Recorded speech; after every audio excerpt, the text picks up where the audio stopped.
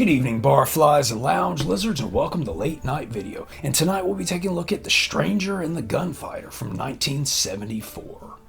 Directed by Antonio Margheriti, this continues my little Weird West series that I've been trying to put together here on the channel. Going in, I was thinking it was going to be a gritty mix of spaghetti western and martial arts because of the cast. You'll see why in a moment. But it's more so a buddy comedy than anything else. And it tells the story of a rich businessman in the Old West who, for very good reasons, doesn't trust banks. So he hides his treasure and the details of its location on a secret map. And you may be saying to yourself, you magnificent bastard you, where is said map? Well, I'm glad you asked, people staring at me right now. It's broken up into 4 pieces, and these pieces just happen to be tattooed on the backsides of the rich man's mistresses. And from there, an outlaw gunslinger and a kung fu expert team up in order to find said treasure. Hot diggity dog, does this one have a cast. And one of our 2 leads is Lee Van Cleef, one of the greatest Western stars of all time. And you may know Mr. Van Cleef from pretty much everything that has ever been awesome. But to name a few, The Good, the Bad, the Ugly, The Big Combo, It Conquered the World, and Escape from New York. This, though, was actually my first time seeing him in a comedy, and he had quite the knack for it. And then we have our co-lead, the martial artist, and that's Hong Kong legend Lo Lee, who was actually one of the first breakout martial arts stars in the West. His filmography, like Van Cleef's, is like a checklist of groovy fantastico, but some of his standout roles include One-Armed Swordsman, King Boxer, and Clan of the White Lotus.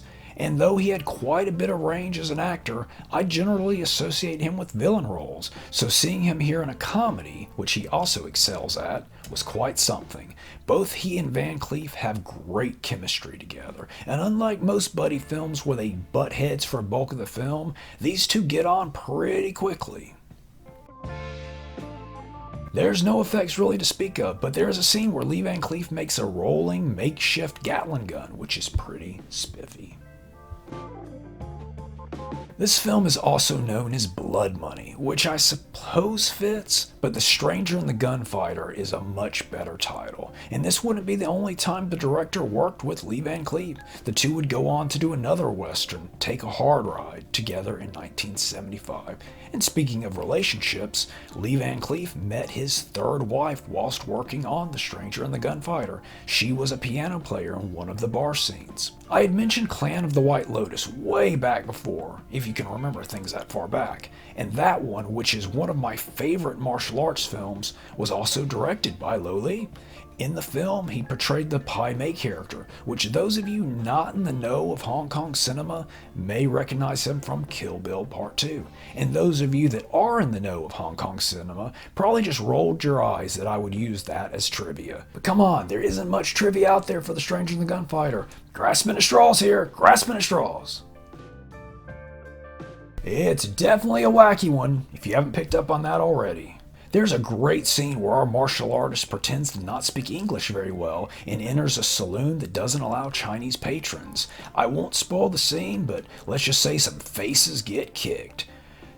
There are also 2 kind of wacky villains who team up in order to find the backside tattoos as well, one of which is an evil preacher who rides around with a portable trailer church.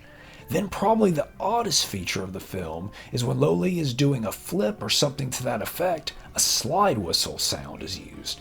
Kind of a different style of humor than the rest of the movie. I do wonder if that was added for the dub.